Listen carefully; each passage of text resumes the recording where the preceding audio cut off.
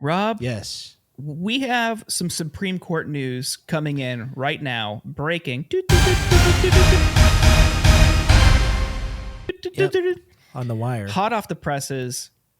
The Supreme Court ruled that a political activist's attempt to trademark the phrase Trump too small couldn't do it. Can't trademark that phrase. Rob, this is a shirt.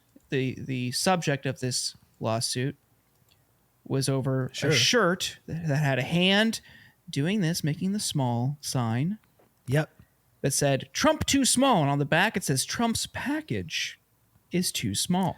Ooh. Small in the environment. Zing. Small in civil rights, immigrant rights, LGBTQ rights, workers' rights, voting rights, on affordable health care for all. He's too small on all of it. I mean, we all remember the hands. Trump's tiny little comically small hands, you know? So I get it.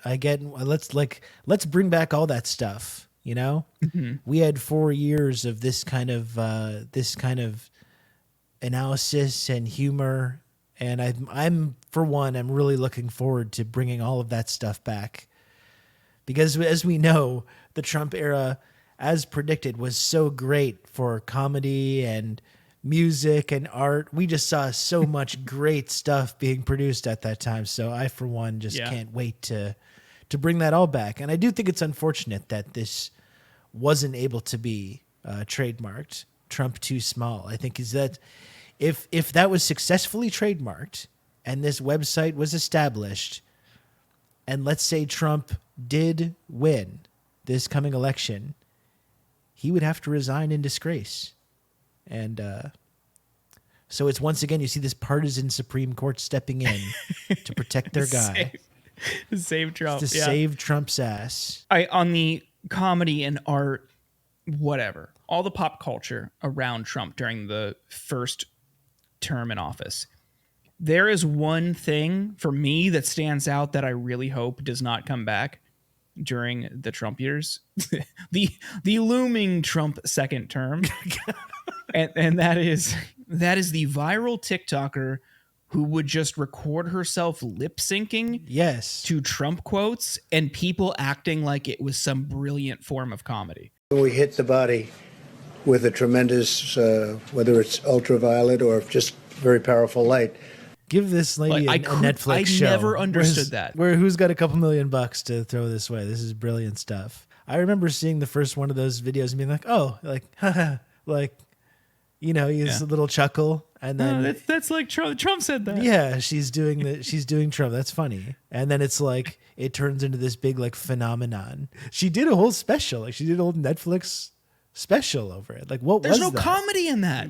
There is no comedy in lip syncing. You're not even coming up with things to pretend he said. Like the guy who plays Trump on SNL, who has been on the show before. Wait, if you remember that in 2020. No, that was actually Donald Trump. That was really Donald Trump who called into the show. Sorry. Yeah. But he did such a good impression of him and would make up things that he was saying that were really funny and like also were within the realm of possibility of a Trump rant.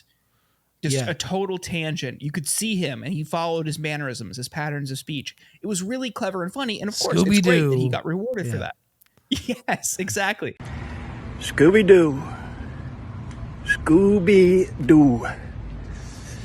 Scooby-Doo. They call him Scooby-Doo. They call show Scooby-Doo. But Scooby doesn't do anything. Scooby is not involved. Half the time, Scooby's not even involved. He's just a bystander. It's one of the worst deals we've ever had. Classic. This wasn't even that. She wasn't even talking. She was just lip syncing things that he said. I will never understand why millions of people thought that was hilarious.